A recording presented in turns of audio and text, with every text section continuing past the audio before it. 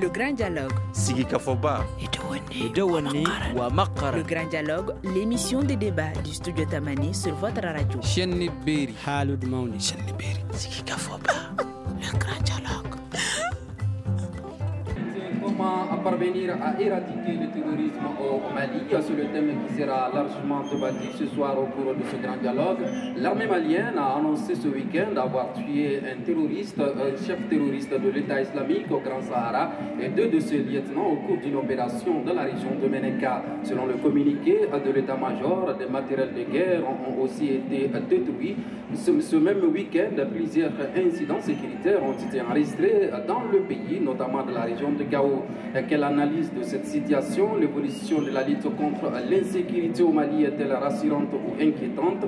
Que faut-il craindre de la lutte contre le terrorisme? Studio Tamani ouvre donc le débat délocalisé sur le site du festival Ogobagnan. Nos invités, Paul Oula, analyste des questions sécuritaires, Dr Yacouba Dogoni, sociologue, enseignant à l'Université du Mali et chercheur associé au Centre de recherche Point Sud, Dr Bakabini Keita, enseignant-chercheur à l'ENSUP. À la présentation, je suis Branakilo Maïga, invité, auditeur, téléspectateur, bonsoir et bienvenue. Le Grand Dialogue. Dr Bakabini Keita, quelle lecture faites-vous de la situation sécuritaire dans le pays?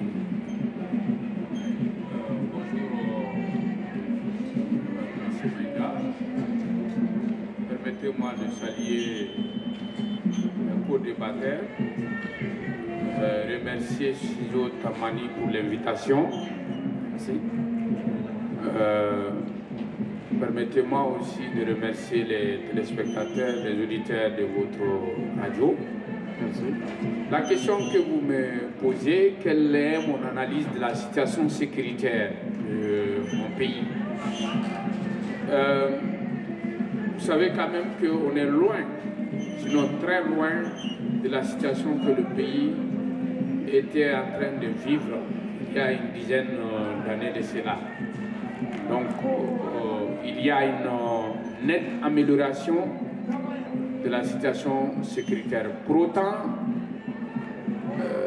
il n'y a pas d'insécurité zéro ou il n'y a pas de sécurité 100%. Sinon, les États-Unis n'auraient pas subi ce qu'ils ont subi en 2001, le 11 septembre. Ils ont été frappés dans leur cœur, le palais présidentiel à la Maison-Blanche. Le ministère de la Défense a été touché.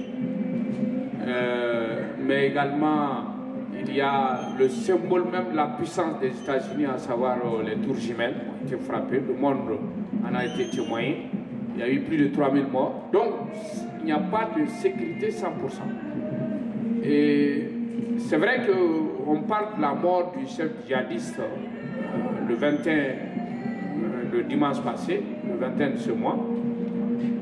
Mais avec ça, je pense que le 2 janvier, il y a une attaque qui avait été repoussée par l'armée malienne. Et le 14, au moment où le Mali était en train de célébrer la fête de l'armée, la fête de la souveraineté nationale.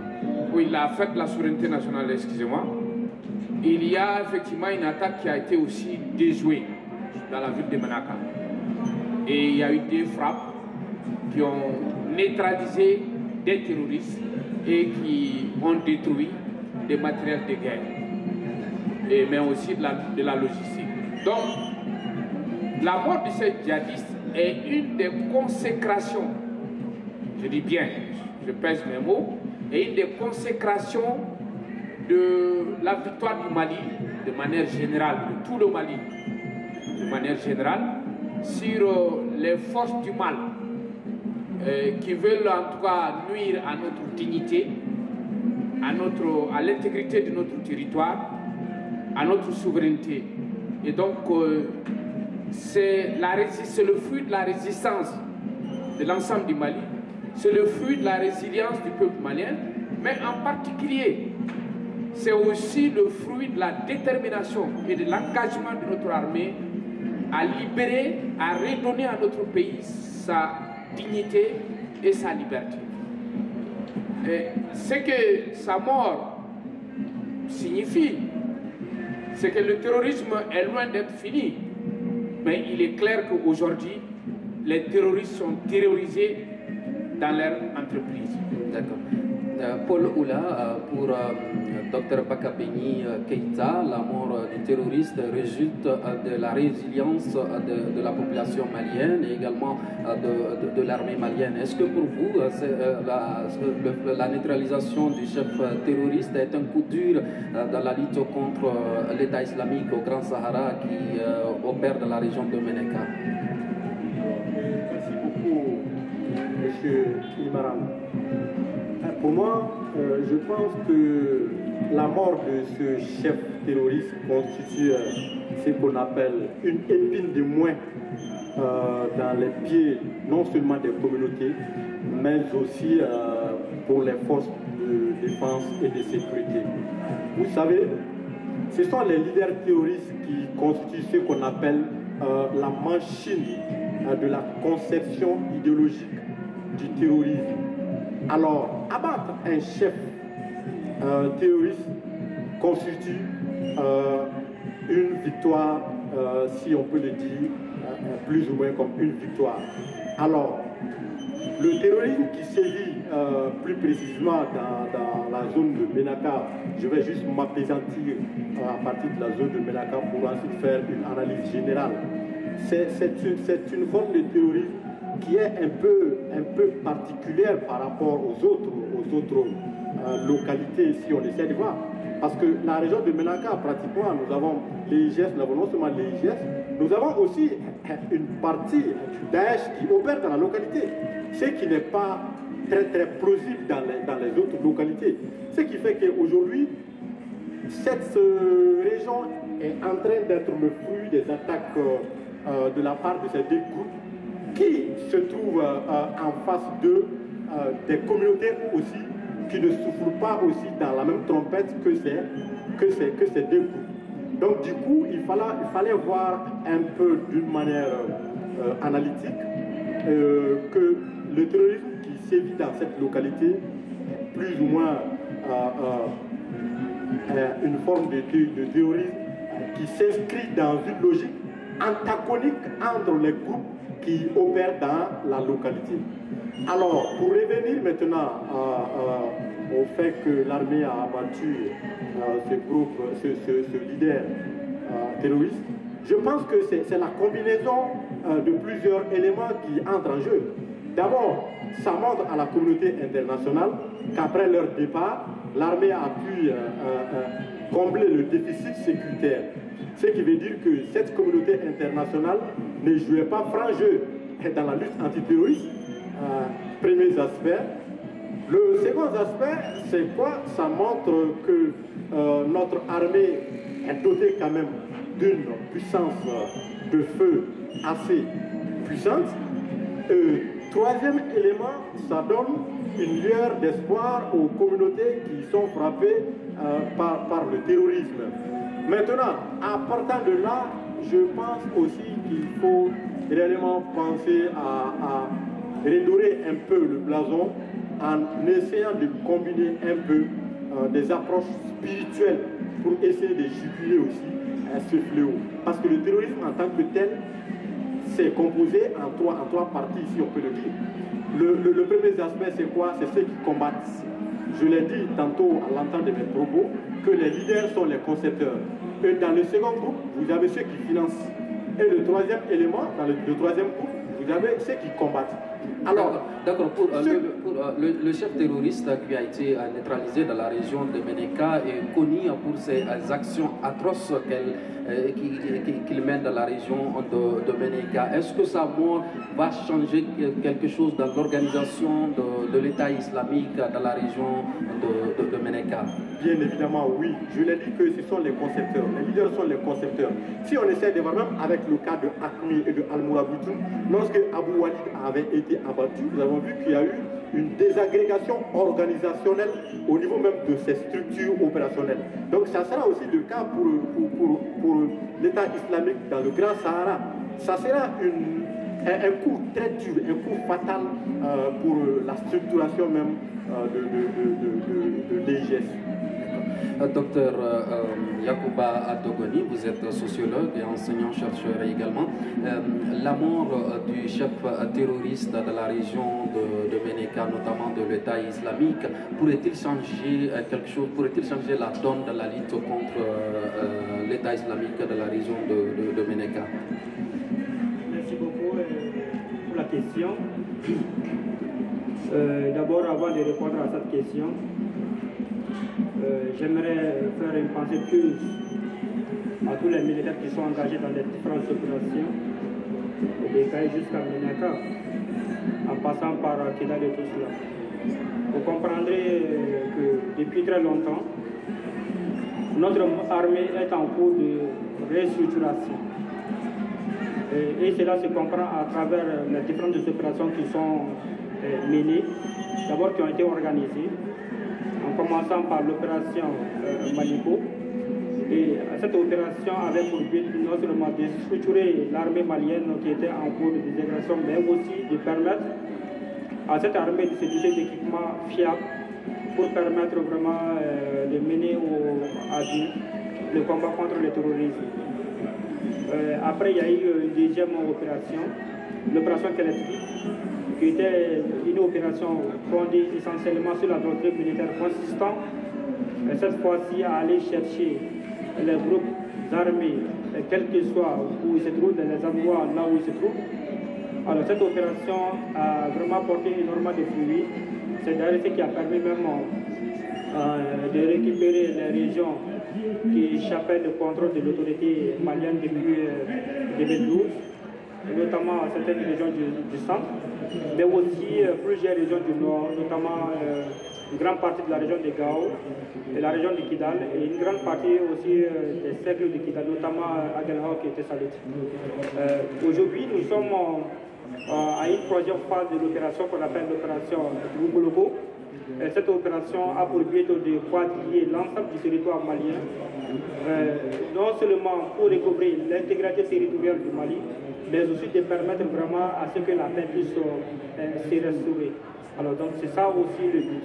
Donc quand on regarde aujourd'hui la force de frappe de l'armée malienne et qu'on regarde aujourd'hui avec l'absence de tout ce que nous avons considéré comme étant des acteurs pouvant nous aider à ramener la paix au Mali, alors on peut se dire qu'aujourd'hui l'armée malienne est prête vraiment à s'engager sur tous les terrains. D'ailleurs, cela dénote l'élimination du chef terroriste à Ménéka.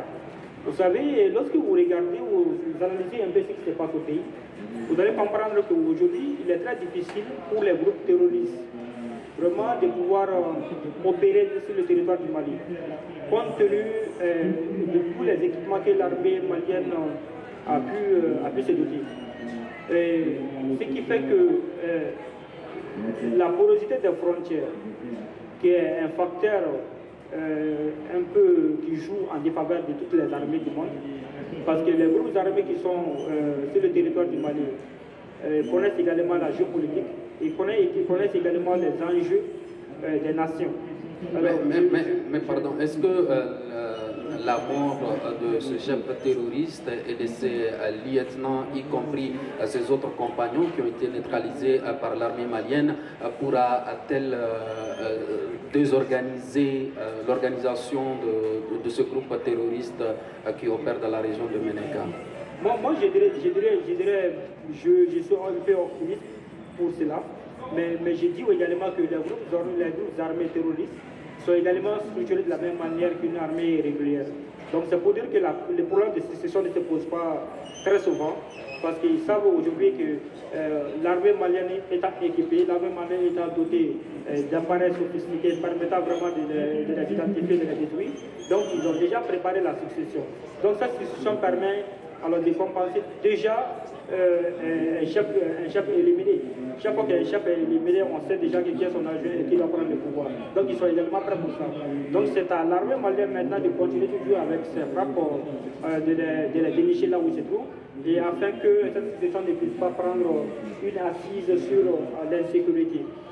C'est aussi important d'en parler, parce que quand on regarde un peu la bande frontalière, le Mali, l'Algérie et jusqu'au Niger, on sait très bien qu'il y a aussi des enjeux géopolitiques qui sont là-dedans et qu'il y a certains pays, par exemple, qui ne veulent pas que l'armée malienne s'approche à leurs frontières. Donc, du coup, les groupes terroristes profitent également de cette mésentente politique entre les différents pays pour pouvoir poser les lignes. Donc, c'est à l'armée malienne vraiment de pouvoir mettre en place des stratégies internationales et doctrinaires et pour essayer de collaborer avec les différentes armées des pays frontières.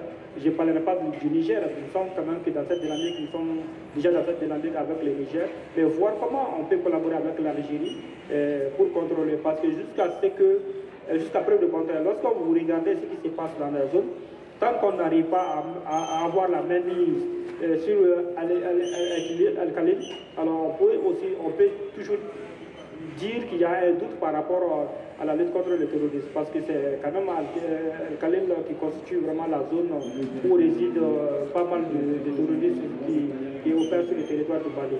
Et que c'est vraiment une zone qui est extrêmement proche aussi de l'Algérie. Donc là, ça remet en cause tous les efforts que nous sommes en train de déployer aujourd'hui pour la lutte contre le terrorisme. Docteur Bakabeni Keïta, l'armée malienne pourra-t-elle venir à bout de la lutte de l'État islamique au Grand Sahara, dans la région de Ménéka? Je pense que j'avais dit dans ma première intervention qu'il n'y a pas de sécurité 100%. Et donc, je ne dirais pas que dans un bref délai qu'il n'y aura pas du tout d'attaque terroriste, mais il est aussi évident, en naviguant contre une idée stoïcienne qui consiste à dire que la meilleure dimension du temps c'est le présent, moi je dirais aussi qu'on ne peut pas comprendre le présent sans aussi se souvenir du passé. Donc quand on essaie de voir un passé récent de notre pays, il y a eu Aguelor, je crois en 2012, après il y a eu une série d'attaques de tueries dans des localités de notre pays, à savoir au Bossabo, Djoura, Sobaneda, Île-de-Liman, etc., etc. Donc si on essaie de voir, si on se souvient de ce qui s'est passé en ce moment-là, où l'armée malienne était appelée une armée de repli tactique. Donc on voit aujourd'hui qu'on n'est plus à cette période. Et une nouvelle période s'est ouverte à notre armée. Ce que certains ont appelé la puissance, la montée en puissance de notre armée. Donc aujourd'hui, il est clair qu'il y a une redynamisation en termes de nombre, en termes de formation, mais en même temps aussi en termes d'équipement. Mais il faut aussi tenir compte de la configuration géopolitique. Je crois que le collègue en a parlé sans rentrer dans le fond ou en traitant certains aspects, en laissant d'autres. Et quand vous prenez par exemple la création de l'AIS, je pense que ça c'est un grand atout pour le Mali et pour tous les pays, notamment les 3 pays qui sont concernés par ce fléau, à savoir le Mali, le Burkina et puis le Niger. L'AIS est un atout dans la lutte contre le terrorisme. Pourquoi c'était un atout? Parce que ce qu'on a appelé la zone des 3 frontières, c'était le nid du terrorisme. Bon, c'est vrai qu'il faut craindre la frontière Mali-Algérie, mais il est évident aussi que la frontière entre ces 3 pays constitue un danger. Et le fait qu'aujourd'hui, le Mali coopère ou opère ensemble avec les 2 autres pays, à savoir le Burkina Faso et le Niger, je crois que ça c'est un coup dur contre les terroristes. Et donc la mort de ces chefs terroristes nous donne de l'espoir, nous installe dans une posture où on peut dire que le Mali en tout cas aujourd'hui est en train, avec ses voisins, dont le Burkina Faso et puis le Niger, sont en train de réussir la lutte contre le terrorisme. Évidemment, le terrorisme, en parlons-en, on sait aussi que les terroristes ont des sponsors. Les armes qu'ils achètent, on peut se poser la question d'où est-ce que ces armes proviennent. Mais avant, quand on regarde le parcours de l'armée malienne dans la région de Kidal. À l'espace de quelques mois, l'armée est parvenue à repousser les groupes armés qui occupaient cette région. Mais comment se fait-il que la présence de l'État islamique dans la région de Menenka se fait sentir de jour en jour? Paul Oula l'avait dit que, je crois, il y a un instant,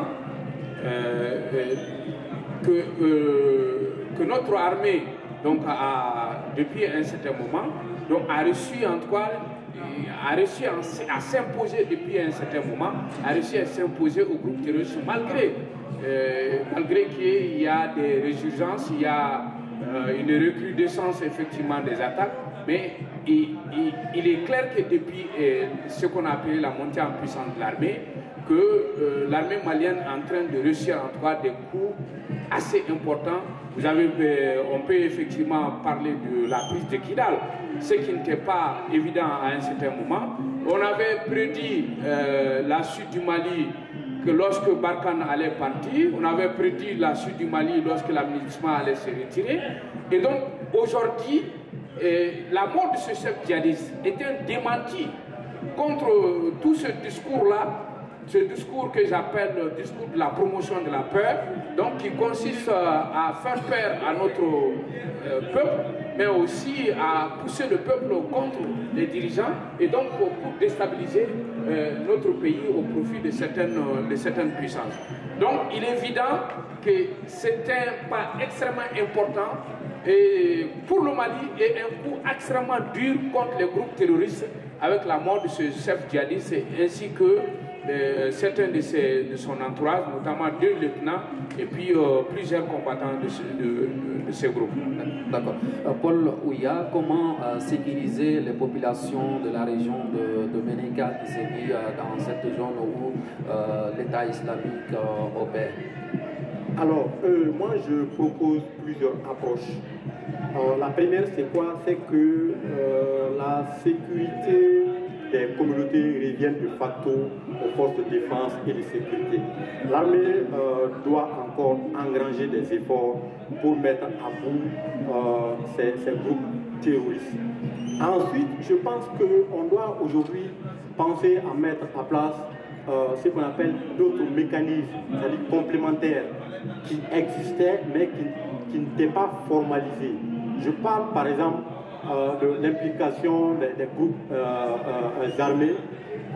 Bon, oui, je ne veux pas trop les groupes, je ne veux pas trop ethniciser, si on peut le dire, les communautés qui ont décidé quand même de se défendre. Je vais les appeler par exemple les groupes d'autodéfense. Donc je pense que dans la zone de Menaka, ces groupes ont réellement joué leur partition dans la sécurisation de leur communauté. Donc je pense qu'aujourd'hui l'État doit mettre un mécanisme en place pour que ces groupes, ces groupes d'autodéfense puissent coopérer avec les forces de défense et de sécurité. Parce que vous savez, quand l'insécurité s'installe dans une localité, pour l'éradiquer, il faudra du temps. Alors, les communautés, quand même, sont dotées de cette connaissance sociologique et même anthropologique à pouvoir faire le distinguo entre le vrai avec l'ivraie. Par exemple, ils sont en mesure de dire telle personne est terroriste, telle personne ne l'est pas. Et tel n'est pas le cas avec les forces de défense et de sécurité maliennes qui sont quand même inscrites dans une logique doctrinale qui n'est autre que telle personne détient de l'arme, alors il est considéré comme un ennemi. Parce que, vous le savez, dans toutes les doctrines militaires, c'est les forces de défense et de sécurité qui sont habilitées à sécuriser les communautés. Donc je pense qu'aujourd'hui, il faudra réellement pistonner à ce niveau-là pour essayer d'avoir un sursaut au niveau de cette petite bruit existentielle dans la zone de Menaka. Maintenant, en dehors de cela, je pense aussi qu'il faut réellement jouer sur le levier spirituel. Parce que vous savez, aujourd'hui, le terrorisme qui sévit dans la localité même, bon, je peux le dire dans tout le Sahel, est fondé, si on peut le dire, en grande partie dans le volet spirituel, dans le volet religieux. Et aujourd'hui, les séances qu'on pense à mettre en place aujourd'hui, à faire émerger d'autres leaders religieux, par exemple, qui puissent contrer argument contre argument sur le plan spirituel, à battre en brèche les arguments qui seraient soutenus par ces groupes terroristes. Donc, ça permettra de briser les classes en dehors de l'approche militaire. Parce qu'il faut le dire, l'approche militaire, elle n'est pas suffisante. Il faudra d'autres approches parallèles. Vous avez tous parlé de l'évolution positive de la situation sécuritaire dans le pays. Est-ce à dire que cette évolution est-elle rassurante ou inquiétante? Oui, l'évolution elle est très rassurante parce qu'il faut le dire, ceux qui étaient en train d'occuper ces territoires étaient animés par un sentiment de vouloir imposer là-bas leurs idéaux. Et aujourd'hui, tel n'est pas le cas. Le fait que l'armée est en train de récupérer ces localités prouve à suffisance que c'est rassurant. Ça prouve à suffisance aujourd'hui que l'espoir est permis. Pendant ce temps, l'enlèvement des enfants devient un phénomène récurrent dans le nord du pays. Au mois d'avril dernier, au moins 30 enfants ont été enlevés par des individus à moto et à bord de véhicules. Ces enfants capturés à Inabelbel et Igassan dans le cercle de Rarousse, région de Tombouctou, sont enlevés selon leurs proches pour des fins en lien avec la traite de personnes ou l'esclavage. Ces derniers demandent aux autorités d'intercéder pour la libération de leurs enfants. Alassane Aga Yakouba est l'un des parents des victimes. Il est joint au téléphone par Fatih Yata. Ces individus viennent à moto et souvent à bord de véhicules. Certains mettent les armes sur les tempes des villageois, d'autres se mettent à prendre les enfants de force pour les mettre dans les engins. Ils menacent de tuer toute personne qui tente de protester. Les villageois n'ayant aucune arme ni autre moyen sont réduits au silence. La dernière scène, c'était dans mon hameau. Quand ils ont tenté d'enlever ma nièce, son oncle a protesté. Lorsqu'ils ont braqué le fusil sur lui, sa maman a crié et a intercédé pour lui demander de les laisser partir avec la fille afin qu'il ait la vie sauve. On a alerté les autorités pour retrouver nos enfants, mais rien n'a filtré jusqu'à présent. Voilà, à l'instant, c'était là la réaction d'Alassane Ag Yakouba, un des parents des victimes de cette situation. Comment comprenez-vous qu'au moment où on parle d'une évolution de la situation sécuritaire, que des enfants soient victimes d'enlèvement dans le nord du pays? Yakouba, docteur. Oui, merci beaucoup pour la question. Je voudrais attirer l'attention des téléspectateurs sur la situation qui prévalait dans la zone depuis très longtemps. Vous ne connaissez pas certainement toute la zone d'Ansongo, mais dans la commune de Moura, par exemple, il y avait eu déjà cette tentative de recrutement des enfants, parce que déjà l'armée malienne, avec sa montée en puissance, avait vraiment porté un coup dur au groupe en termes de réduction d'effectifs de ces groupes armés. Et aujourd'hui, cette capacité d'intervention des groupes a été considérablement réduite. Du coup, tous les moyens pour eux sont vraiment bons pour pouvoir recruter. Et je dirais que aujourd'hui, la lutte contre le terrorisme n'est pas de la pédagogie. Ça demande beaucoup vraiment de stratégies à mettre en place pour pouvoir contrôler non seulement ce qui se passe au niveau des enfants, mais également dans la même production même des effets. Parce que ce que nous observons aujourd'hui, cette tentative d'enlèvement ou même ces enlèvements, elles sont plutôt une manière vraiment de reproduire la chaîne du terrorisme, d'entretenir la chaîne du terrorisme. Parce que si on enlève les enfants, étant donné qu'on n'a pas assez de combattants, ça prouve à suffisance que dans les groupes armés que l'armée malienne est en train de combattre, utilisent faussement des enfants. Donc cela n'interpelle pas seulement l'armée ou bien les Mali ou les autorités maliennes, ça interpelle la communauté internationale qui est en charge de la protection des enfants. Parce qu'il y a beaucoup de choses qui ont été dites par rapport à cela. On sait quand même qu'au niveau du Bureau international du travail, il y a il y a eu des conventions que les États ont ratifiées et ces conventions répriment toute l'utilisation des enfants dans les groupes armés. Et je pense qu'aujourd'hui, il est important assez qu'on se repenche sur cette question, qui n'est pas une question qui relève seulement du Mali, mais de la communauté internationale. Tout le monde doit s'impliquer dans cela afin de protéger les enfants qui sont exposés à des situations de conflit. Alors, quelle assistance pour ces enfants enlevés dans le cercle de Gourmararos, région de Tombouctou, notamment Inabelbel et Ngassam? Moi, je dirais que c'est juste pour montrer, c'est un effet médiatique que ces gens ont toujours voulu véhiculer pour que les gens puissent se rendre compte qu'effectivement ils sont toujours là, ils existent toujours.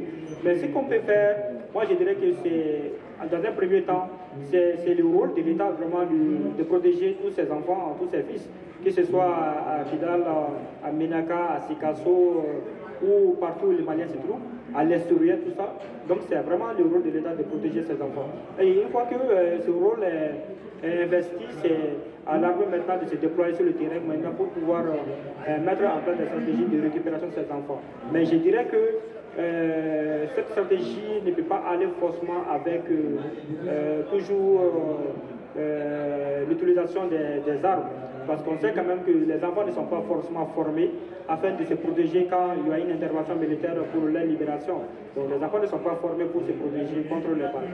Ce qui a lieu de faire, c'est plutôt vraiment de voir en place des mécanismes locaux permettant vraiment de récupérer ces enfants. Déjà, ces cris de cœur avaient été lancés par les parents depuis 2015, depuis 2012, bien avant 2012. Parce que dans certaines localités des régions du Nord, déjà, avec la fermeture des écoles, dont les enfants n'étaient vraiment pas occupés. Et du coup, il y a beaucoup d'enfants qui se sont retrouvés dans les groupes armés pour penser protéger les biens de leur famille. Alors qu'en réalité, ils n'étaient pas prêts pour ça. Donc ça, ce sont vraiment des choses qui existent, que l'État était au courant. Et il est temps vraiment à ce qu'on réagisse pour pouvoir limiter les effets pervers de ces enlèvements. Et il n'est pas que ces enfants qui sont aujourd'hui enlevés puissent devenir les prochains terroristes qui vont continuer toujours à terroriser les populations du nord et du centre, voire du sud.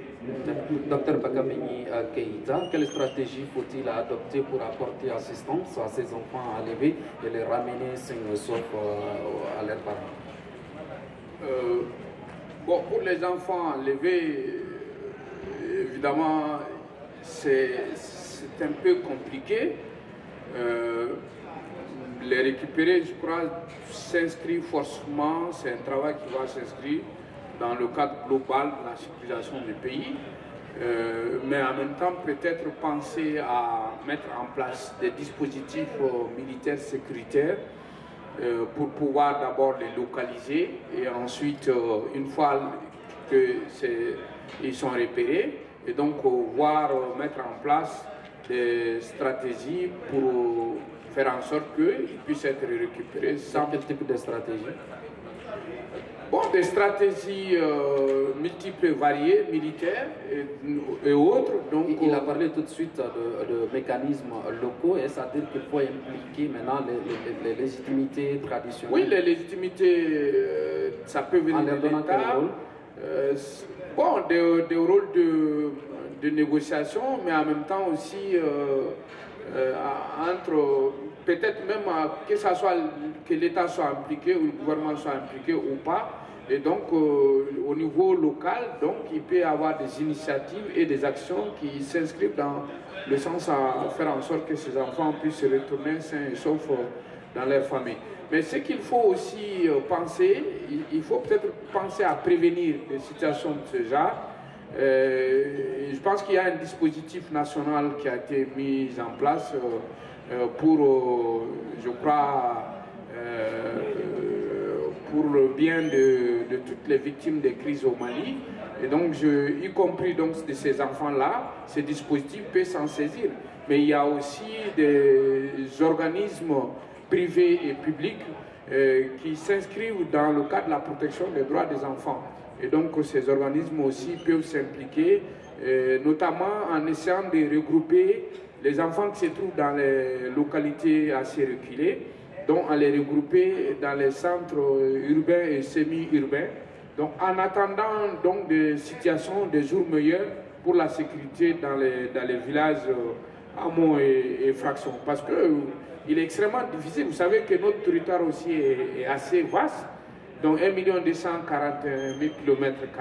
Donc s'il faut qu'il y ait un déploiement sécuritaire dans tous les villages armés et autres, donc c'est pour cette raison, je dis, il faut penser à faire venir les enfants dans les centres urbains et les centres hémi-urbains. Mais c'est-à-dire que les stratégies adoptées pour lutter contre le terrorisme ont-elles montré leurs limites? Non, ce n'est pas que les stratégies ont montré leurs limites, mais il y a des stratégies qui se complètent. Donc moi, je viens en complément stratégique pour renforcer les stratégies qui sont déjà en place, sans loin de les invalider, mais on peut les renforcer parce que vous savez que s'il y a quelque chose qui est riche, c'est surtout la conscience de l'homme, donc on est capable d'inventer, donc c'est mieux que à chaque fois qu'on essaie de voir si on peut améliorer les stratégies existantes. Maintenant, ce que je voudrais aussi ajouter, sauf si vous avez une question spécifique. Alors, comment parvenir à instaurer selon vous la quiétude dans nos villes, en dehors de ces stratégies que vous avez annoncées? Dans les villes? Oui. Bon, la quiétude, je pense que l'armée nationale, l'armée est déjà dans cette optique-là. Les efforts qui sont en cours, c'est dans le but en tout cas de faire en sorte que la quiétude puisse revenir en fait dans toutes les localités du Mali, y compris surtout dans les localités qui se trouvent au nord et au centre du pays, qui sont vraiment victimes de ces fléaux-là. Et je pense que les efforts sont en cours, donc il s'agit de les renforcer, les intensifier, donc pour faire en sorte que le Mali les Maliens puissent connaître la paix et la sécurité. D'accord. Oui. Allez-y. Oui. En fait, en parlant des mécanismes locaux, moi je voudrais insister sur certains éléments, en essayant vraiment de rectifier certains propos qui ont été tenus ici. Déjà, lorsque les enfants vivent dans une communauté, déjà les faire déplacer, c'est extrêmement difficile parce que c'est quelque chose qui va contre les groupes. Parce qu'une fois que vous déplacez un enfant, vous avez énormément de problèmes. Son insertion sociale devient plus difficile à l'absence de ses parents. Ça, c'est déjà un premier cas. Et je dirais encore que il n'est pas important à ce que tous les enfants soient déplacés de leur zone de résidence avec leurs parents et les amener dans les centres urbains. L'armée malienne s'est dotée d'outils, de matériel les permettant d'intervenir sur l'ensemble du territoire malien et en toute autonomie. Je le dis en connaissance de cause. Donc, il suffit de mettre en place, c'est-à-dire que des stratégies de dialogue. Je dirais que quand vous partez par exemple dans certaines zones, par exemple, dans tous les groupes... Des stratégies de dialogue avec qui? Avec les terroristes, oui, avec les groupes? Non, j'arrive. Quand vous partez dans ces localités, vous trouverez que les groupes qui opèrent dans ces localités, il y a forcément un des habitants de ces localités alors qui évolue avec ces groupes. Donc, certainement, on peut établir le contact avec ces personnes-là qui sont déjà dans ces groupes-là et essayer vraiment d'échanger avec eux sur l'importance vraiment de la présence des enfants aux côtés de leurs parents. Une fois que ces stratégies sont établies, ces dialogues sont établis entre les partisans et les victimes, alors il est fort probable à ce que les enfants puissent se retrouver. Et je dirais qu'il n'est pas forcément possible que ces déplacements de ces enfants puissent ne pas créer vraiment un autre problème, surtout au niveau du transport. Parce que si vous n'arrivez pas à sécuriser l'itinéraire, alors vous exposerez davantage ces enfants-là à l'insécurité. D'accord. Paul Oula, un dialogue avec les partisans ou les victimes peut-il ramener la quiétude dans nos villes? Okay. Bon, vous savez, cette fois-ci, je serai purement dans le réalisme. Comment ça? Oui, pour ne pas tomber dans l'utopie. Voilà. Donc maintenant, moi, je pense qu'aujourd'hui, d'une part, je suis d'accord avec mon collègue Bakabeni qui disait qu'il faut prévenir. Mais prévenir, c'est l'idéal. Mais dans un contexte aussi gangrénés par l'instabilité sporadique qui pullule par-ci, par-là. Tantôt c'est au sud, tantôt c'est au centre, tantôt c'est à l'est, tantôt c'est au nord. Bon, je pense que dans ce cas, prévenir serait difficile. C'est l'idéal, mais ça serait difficile. Maintenant, qu'est-ce qu'il doit prévenir quoi? Prévenir le rapt de ces enfants-là. Est-ce possible? C'est ce que je dis, ça sera difficile. C'est l'idéal, ça sera difficile. C'est quelque chose de nouveau, c'est quelque chose de nouveau qui arrive dans cette zone. L'instabilité aujourd'hui, elle est volatile. L'insécurité aujourd'hui, elle est volatile. Elle n'est pas figée, elle n'est pas centrée. Ce n'était pas comme auparavant, l'insécurité était stricto-centro dans la partie septentrionale. Tel n'est plus le cas. Aujourd'hui, elle est volatile, mais elle s'inscrit dans une logique sporadique. Et puis, c'est inopiné et c'est imprévisible. Et au regard de la vastitude du territoire, moi je pense que prévenir ici, ça serait très difficile. C'est l'idéal, mais ça serait très difficile. Alors, mais qu'est-ce qu'il faut aujourd'hui? Qu'est-ce qui pourrait être plus facile? Qu'est-ce qu'il faut aujourd'hui? Ce qui est difficile. Je pense aujourd'hui, ce qu'on doit proposer d'abord aux autorités, c'est de repérer aujourd'hui là où les enfants sont. Qui les a enlevés? Où ils sont? Je pense que là-bas, le GPS et tout l'armada matériel que détient aujourd'hui notre armée, on sera en mesure aujourd'hui de géolocaliser le moyen de repérer ces enfants. Mais mon ami, ça c'est la moindre des choses. C'est très facile. Mais on a géolocalisé les groupes terroristes. Celui qu'on a abattu avant-hier, il a été géolocalisé. Mais mon ça c'est à la minute près. Maintenant, moi je pense qu'une fois géolocalisé, il serait risqué d'entamer l'approche militaire, parce que ça risquerait de coûter à la vie de ces enfants-là. Parce que vous savez, quand vous faites le rap là, vous êtes en position de force. Soit, une fois que vous voyez qu'on veut procéder à la libération de vos otages par la voie militaire, ben mon cher, vous serez obligé d'abattre. Une fois localisé en évitant la voie militaire, qu'est-ce qu'il faut mettre en place? Voilà, qu'est-ce qu'il faudra mettre aujourd'hui? Moi, je prône deux approches. La première, c'est quoi? Une fois qu'on aura géolocalisé ces enfants, il faudra mettre en place un mécanisme de dialogue entre les organisations humanitaires qui opèrent dans la zone. Parce que vous savez, il faut être clair là-dessus. Les organisations humanitaires aujourd'hui ne sont pas empêchées d'opérer dans ces localités-là. Donc, il peut y avoir quand même un point de négociation entre eux avec ceux qui ont fait le RAT, premier élément. Deuxième élément, moi je pense qu'aujourd'hui on peut aussi impliquer les communautés, parce que mon collègue Dogoni aussi l'a dit. Vous savez, il faut qu'on soit réellement...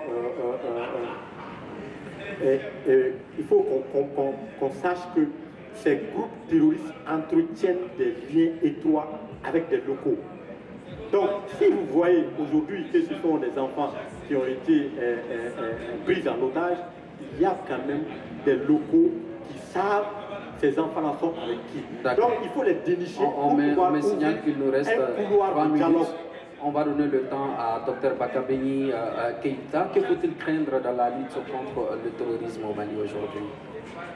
Bon, je voudrais, sans créer de polémique, quand même dire à mes collègues que je ne crois pas que ma proposition soit contraire à ce qu'ils disent. Je viens en complément de toutes les stratégies qui existent en place. Par exemple, quand vous me dites qu'il y a tous les dans toutes les attaques terroristes ou les groupes terroristes, il y a des locaux qui sont impliqués. Donc si, au fait, ces locaux-là pouvaient, c'est-à-dire que l'implication des communautés locales en rapport avec ceux qui sont impliqués dans les groupes terroristes pouvait apporter quelque chose, on ne sera pas là où nous sommes aujourd'hui.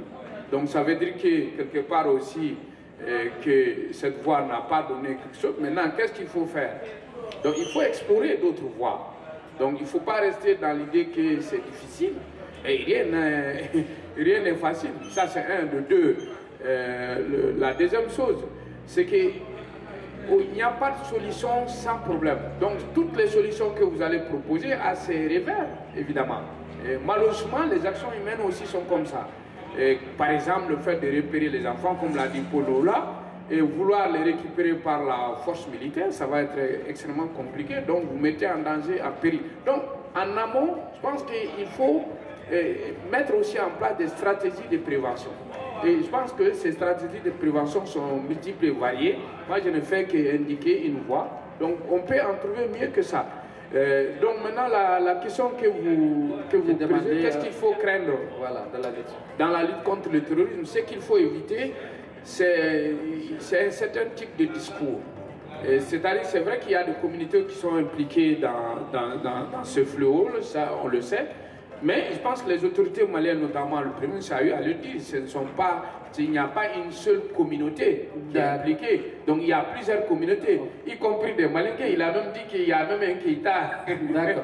Merci Bakabeni Keïta. On me fait signe que nous n'avons plus de temps. Et voilà, nous parlons de l'insécurité, comment parvenir à éradiquer le terrorisme au Mali. Et nous étions avec Paul Oula, analyste des questions sécuritaires, Dr Yacouba Dogoni, sociologue, enseignant à l'Université du Mali, chercheur associé au Centre de recherche à Point Sud, et Dr Bakabeni Keïta, enseignant-chercheur également à l'ENSUP. À la présentation, je suis Emrana Akilo Maïga. À la régie vidéo, nous Agiré, Gani Kanté et Mamadou Ouattara. Merci de l'avoir suivi. À la semaine prochaine pour un autre débat.